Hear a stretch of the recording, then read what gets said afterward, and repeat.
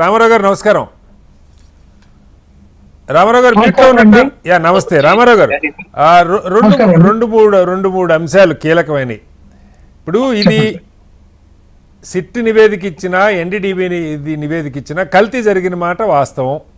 వాళ్ళు ఎన్డీటీవీ అయితే జంతువు కొవ్వు కలిసి ఉండొచ్చు అని వాళ్ళకు సందేహాన్ని వ్యక్తం చేశారు. సిట్ నివేదికలు అయితే ఇది నెయ్యే కాదు, ఇందులో ఒక్క చుక్క పాల నుంచి వచ్చిన నెయ్యి లేదు, దాన్ని అసలు నెయ్యి అనకూడదు వాస్తవంగా అయితే, కొన్ని వనస్పతి ఆయిల్ కొన్ని రసాయనాలు వీటితో కలిపి తయారు చేశారని చెప్పి చెప్తున్నారు. మీ మీద ఎందుకు క్వశ్చన్ వస్తూ ఉందంటే అప్పటి పాలక మండలిని మీరు నియమించారు. నంబర్ 1, ఏం జరిగినా దానికి పాలక మండలిది పూర్తి బాధ్యత. నంబర్ 2, ఆ పాలక మండలి ఈ నెయ్యి సరఫరా చేసే డైరీలకు సంబంధించిన నిబంధనలని సడలించింది. ఈ రెండు కీలకం కదా. నిబంధనలు అప్పటిదాకా ఒక కఠినమైన కొన్ని నిబంధనలు ఉన్నాయి.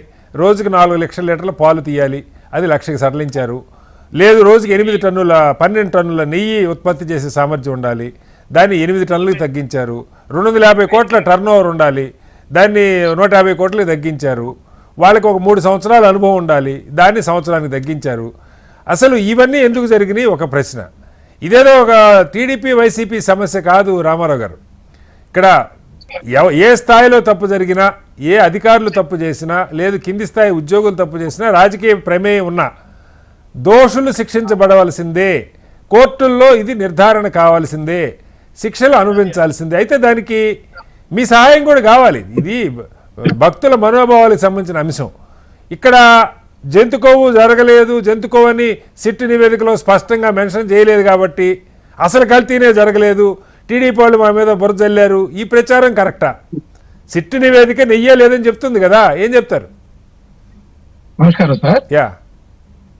ఇక్కడ తిరుమల తిరుపతి లడ్డు నెయ్యి కల్తీ జరిగింది అనేటువంటి అంశాన్ని డైవర్షన్ పాలిటిక్స్ లో భాగంగా వీళ్ళు ఒక అజెండా తీసుకున్నారు. కూటమి ప్రభుత్వంలో ఉన్నటువంటి చంద్రబాబు నాయుడు గారేమో ఆ యొక్క నెయ్యిలో జంతు కొవ్వులు కలిసినని స్పష్టంగా చెప్పినటువంటి అంశం. పవన్ కళ్యాణ్ గారు డిప్యూటీ సీఎం గా ఉండి ఇంకొక అడుగు ముందుకేసి ఆ యొక్క నెయ్యిలో పంది కొవ్వు కలిసిందని చెప్పి మాట్లాడారు. అట్లాగే డిఫాక్టో సీఎం గా ఉన్నటువంటి లోకేష్ కూడా అవి ఇవన్నీ కలిసినవి, చేప నూనె కూడా కలిసిందని వీళ్ళు ముగ్గురు కలిసి ప్రాపకాండ చేసినటువంటి వాస్తవం. అయితే ఈ సందర్భంగా మా నాయకుడు జగన్మోహన్ రెడ్డి గారి సూచనల మేరకు మాజీ టీటీడీ చైర్మన్ వైవి సుబ్బారెడ్డి గారు సుప్రీంకోర్టును ఆశ్రయించి సిబిఐ ఎంక్వైరీ కావాలన్న మీదట సిబిఐ వేసినటువంటి సిట్ వేసింది ఏంటంటే ఈ యొక్క నెయ్యిలో జంతు కొవ్వులు గాని, జంతువు యొక్క కొవ్వు గాని, లేకుంటే పంది కొవ్వు గాని, చేప నూనె గాని కలవలేదు అనేది క్లారిటీ వచ్చింది కదండి.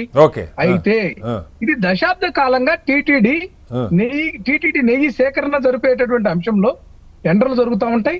దశాబ్దాల కాలంగా ఇవాళ 4.0 టీఎం ఎవరు చంద్రబాబు నాయుడు గారు, ఆయనకి అసలు అర్హతే లేదు. దీని మీద విభిన్నమైనటువంటి మాటలు, 2 నాలుకల ధోరణితో మాట్లాడే విధానం. వస్తున్నాను సార్, అక్కడికి వస్తున్నా.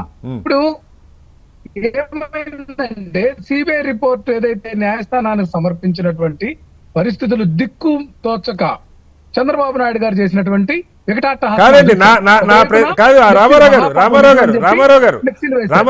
రామారావు గారు మిగతా ఇద్దరు మాట్లాడారు, ఇందులో రాజకీయ విమర్శలు కాసేపు పక్కే పెట్టండి కైండ్లీ.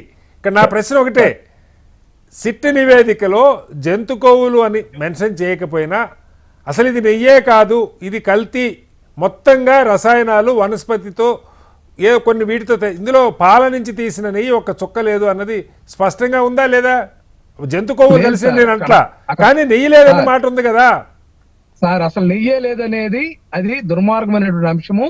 వీళ్ళ యొక్క అంశం చూస్తే ఈ ప్రభుత్వం ఈ విషయంలో చాలా పట్టుదలకు పోయి ఇక్కడ టీటీడీ ఈవోను కూడా ట్రాన్స్ఫర్ చేశారండి. ఎందుకంటే వీళ్ళకి అంత పాడలేదని. నేనేమంటున్నానంటే ఇదంతా కూడా రిపోర్టులు తారుమారు చేస్తున్నారు. మనం చూసాం కదండి.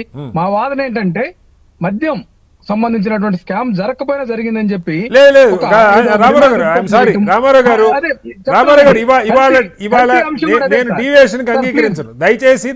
Submission sir. నేనేమంటున్నానంటే అదే కోవలో దర్యాప్తు సంస్థల్ని లేకపోతే అధికారుల్ని భయపెట్టి వీళ్ళు కొన్ని అంశాలను మార్పింగ్ చేసి చేస్తున్నటువంటి మాట వాస్తవం. అది కూడా త్వరలో బయటపడుతుంది. నేను అడిగిన ప్రశ్నకు మీరు సమాధానం చెప్పండి ప్లీజ్. ఎందుకంటే ఇక్కడ జంతు కొవ్వు జరిగిందని సిట్ మీరు కోరారు, సుప్రీంకోర్టు గైడ్ లైన్స్ మేరకు సిబిఐ ఆధ్వర్యంలో ఒక సిట్ వేశారు. సిట్ నివేదికనే ప్రామాణికంగా తీసుకుందాం. నేను ఎన్డీడీబీ నివేదికని సిట్ నివేదికనే ప్రామాణికంగా తీసుకుందాం. సిట్ నివేదికలో కల్తీ జరిగిందని మెన్షన్ చేశారు. ఒక్క నిమిషం కల్తీ కాదు, స్వచ్ఛమైన నేను ఇచ్చింది సిట్టు. సార్ సిట్ అనేటువంటి సంస్థ దర్యాప్తు అనేది ఇంకా పూర్తి కాలేదు. నేనేమంటున్నానంటే ఇక్కడ సిట్ అనేటువంటిది ఆంధ్రప్రదేశ్ లో సిట్ చంద్రబాబు నాయుడు గారు సిట్ అంటే సిట్టు, స్టాండ్ అంటే స్టాండ్ అంటే చంద్రబాబు నాయుడు గారు సిట్ కాదు సార్. ఒక పార్ట్ క్లారిటీ అయిందండి. జంతు కొవ్వు కలిసిందని ముఖ్యమంత్రి చెప్పినటువంటిది పటాపంచలైంది. దాంతో బెంబేలెత్తి ఈ రోజు బాత్రూమ్ లో వాడేటటువంటి యాసిడ్ కలిసిందని మాట్లాడుతున్నాడు దిక్కుతోచగా. అట్లాగే ఆంధ్రప్రదేశ్ ప్రభుత్వం తరఫున ఒకవైపున ప్రెస్ మీట్ పెట్టి మరోవైపున ఏకసభ్య కమిషన్, ఇదంతా కూడా రాజకీయం చుట్టూ తిరుగుతుంది సార్. రామారావు గారు మీ మీద దుమ్మెత్తి పోస్తున్నారన్న పాయింట్ పక్కకు పెడితే రెండో ప్రశ్న ఏంటంటే టెండర్స్ నిబంధనల్ని ఎందుకు సరళించారా లేదా స్పష్టంగా చెప్పండి. ఇక్కడ ఒక అంశం సార్, మనము on they going of the process ఏదైనా సరే అడ్మినిస్ట్రేషన్ లో రకరకాల ఆలోచనలతోటి చేసేటటువంటి అంశం ఉంది.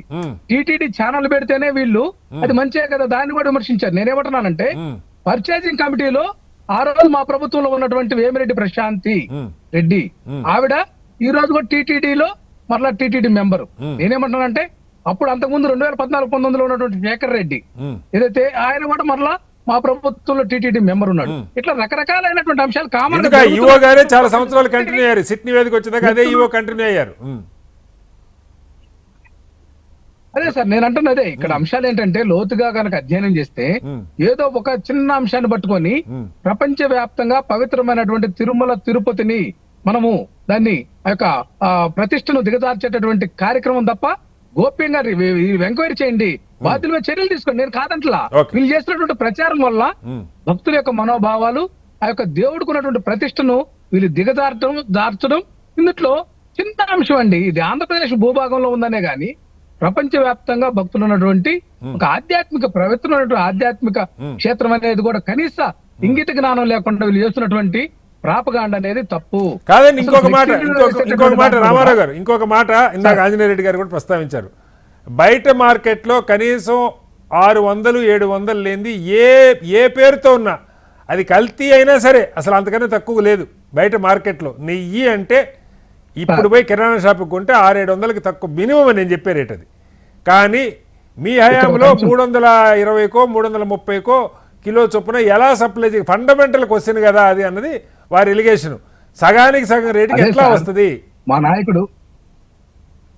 నాయకుడు సజ్జల రామకృష్ణారెడ్డి గారు అదే క్వశ్చన్ చేశారు. మీరు 273కే మా ముందు కొనుగోలు చేశారు కదా, దాని విషయం కూడా చెప్పండి అంటున్నారు. ఇక్కడ ఒకటి సార్, ఇక్కడ కిలో వేరుశనగ నూనె ఎంత అమ్ముతుంది సార్ మార్కెట్ లో? 150-170 రూపాయలు లభిస్తుంది. కానీ యాక్చువల్ గా 450 ఖర్చు అవుతుంది. ఇది మతలబు అంటే ఏంటంటే దాని సైంటిస్టులు చెప్పాలా లేకపోతే ప్రభుత్వాలు చెప్పాలా? అసలు ఈ ప్రభుత్వాలు ఇప్పుడు దాకా ఇదంతా కూడా ఎందుకు అలౌ చేసింది అనేది ఇదంతా కూడా పెద్ద టాపిక్ ఉంది సైంటిఫిక్ మెథడ్ లో. ఎన్ని కూడా భవిష్యత్తులో బయటకు వస్తే మనకి ఎవరేం తప్పులు చేశారు అనేది వచ్చింది. ఇప్పుడు వేమిరెడ్డి ప్రశాంత్ రెడ్డి అనేటటువంటి ఆవిడ మా ప్రభుత్వ హయాంలో టీటీడీ పర్చేసింగ్ కమిటీ మెంబర్. ఆవిడ పాత్ర ఏంటి? ఆవిడ మీద మాత్రం వీళ్ళు ఏమి మాట్లాడరండి. మళ్ళా ఇక్కడ ఇదంతా రాజకీయ కోణంలో వైఎస్ఆర్ కాంగ్రెస్ పార్టీ మా నాయకుడు ఏదైతే జగన్మోహన్ రెడ్డి గారు క్రిస్టియన్ కాబట్టి వీళ్ళు హిందూ బాగున్నటువంటి హిందువుల మీద డిఫరెన్స్ తీసుకొచ్చి మా పార్టీకి హిందువులను దూరం చేయాలన్నటువంటి క్షుద్ర రాజకీయాలు, కుట్ర రాజకీయాలు తప్ప. నేను మిమ్మల్ని అడిగిన ప్రశ్నకి కాదు సార్ రామారావు గారు, నేను మిమ్మల్ని 2 ప్రశ్నలు అడిగా, కామన్ సెన్స్ కి సంబంధించిన ప్రశ్నలు. సరే, టెండర్ నియమాలు సడలింపుకి సంబంధించి మీరు ఒక ఆన్సర్ చెప్పారు. ఏది?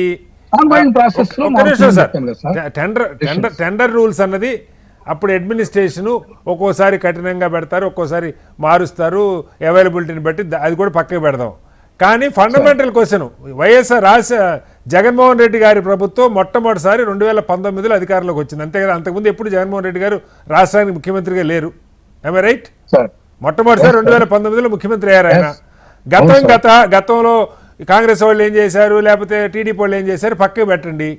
మీరు వచ్చిన తర్వాత మీ ప్రభుత్వ హయాంలో ఇదేంటిది, బయట మార్కెట్లో నెయ్యి 600-700కి తక్కువ లేదు, 300కైనా 350కైనా 270కైనా ఇది బూతు, ఇది నెయ్యి కాదు, ఈ రేటుకి అసలు ఎట్లా సప్లై చేస్తున్నారన్న సింపుల్ కామన్ సెన్స్ క్వశ్చన్ ఎందుకు రాలేదు అప్పుడున్న కమిటీకి? గతంలో వాళ్ళు ఇంకా తక్కువ కొన్నారు, వాళ్ళు అడుగుతా నేను, మీరు ఆన్సర్ చెప్పండి సార్. ఖచ్చితంగా ఇక్కడ ఒక అంశం అయితే వాస్తవం అండి. డైరీలు టెండర్లు తీసుకున్న తర్వాత అక్కడ విజిలెన్స్ కమిటీ దానికి సైంటిఫిక్ మెథడ్ లో టెస్టింగ్ ల్యాబ్స్ ఇవన్నీ ఉన్నటువంటి వ్యవస్థ ఒకటి రన్ అవుతా ఉంది. దశాబ్దాల కాలంగా జరుగుతున్నటువంటి ప్రాసెస్ లో భాగంగా ఉంటుంది. కానీ మనం కొత్త తీసుకుంటే వీళ్ళు ఇంతే కదా సార్. మనము సెకీ ఒప్పందం అప్పుడు కూడా చూసాం. మీరు అధికారం ఇచ్చిన తర్వాత మీరు మార్చవచ్చు కదా. నేనంటుంది ఆ రోజు ఉన్నటువంటి పరిస్థితి దానికి ఒక అడ్వైజరీ కమిటీ ఉంది, బోర్డు ఉంది, అట్లాగే టెక్నికల్ విజిలెన్స్ కమిటీ ఉంది, అధికార యంత్రాంగం ఉంది, అట్లాగే ల్యాబ్స్ ఉన్నాయి. ఇవన్నీ ప్రాసెస్ జరుగుతాం సార్. ఇక్కడ గతంలో ఎప్పుడు కూడా ఏదైనా సరే కల్తీ ఉన్నటువంటి నెయ్యిని పలు దఫాలుగా వెనక్కి పంపించినటువంటి చరిత్ర కూడా ఉంది. దాంట్లో అనుమానమే లేదు సార్ ఇక్కడ. కానీ వీళ్ళు చేస్తుంది ఏంటంటే అదే అసలు నిర్ధారణ కాకముందే వీళ్ళు చేసినటువంటి ప్రాపగాండని మీరు అందరూ కూడా సీనియర్ జర్నలిస్టులుగా ఉన్నారు, అందరూ అర్థం చేసుకోవాలి ఇక్కడ మెయిన్. అయితే ఏదైనా సరే అందుట్లో ఏ ఊరి కాలంలోనైనా సరే తప్పు జరిగితే దాన్ని ఖచ్చితంగా ఆ యొక్క బాధ్యుల మీద చర్యలు తీసుకోవడానికి లేకపోతే తీసుకోవడానికి హక్కు ఉంది. దానికి మేమైతే సిద్ధపడి పొరపాటు జరుగుతుంది. మళ్ళీ వస్తాను రామారావు గారు, మీ దగ్గరికి వస్తాను. ఆంజనేయ రెడ్డి గారు, 2-3 కీలకమైన అంశాలు సార్ ఇక్కడ. సరే, బయట మార్కెట్లో ఇప్పుడు పల్లీలు, వేరుశనగ పప్పు కిలో 150 ఎంతో ఉన్నాయి. 2 కిలోలు ఇస్తే కూడా కిలో నూనె రాదు. ఎఫ్ఎంసీజీ కింద మనకి మార్కెట్లో దొరికే ఏ బ్రాండెడ్ పల్లీ నూనె అయినా అసలు పల్లీ రేటు కూడా 180 ఎంతో ఉంటుంది. సగం పల్లీలు కూడా 6 కిలో పల్లీలు కూడా ఆ రేటుకి. ఇది ఒక అంశం.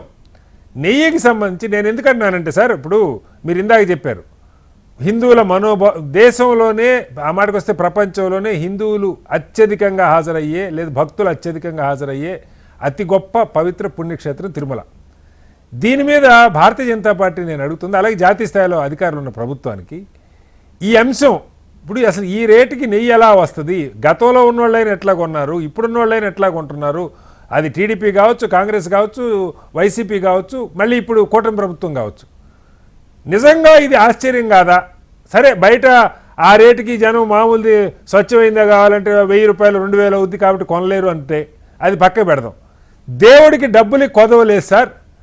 1000 కోట్ల రూపాయల డబ్బులు ఉన్నాయి.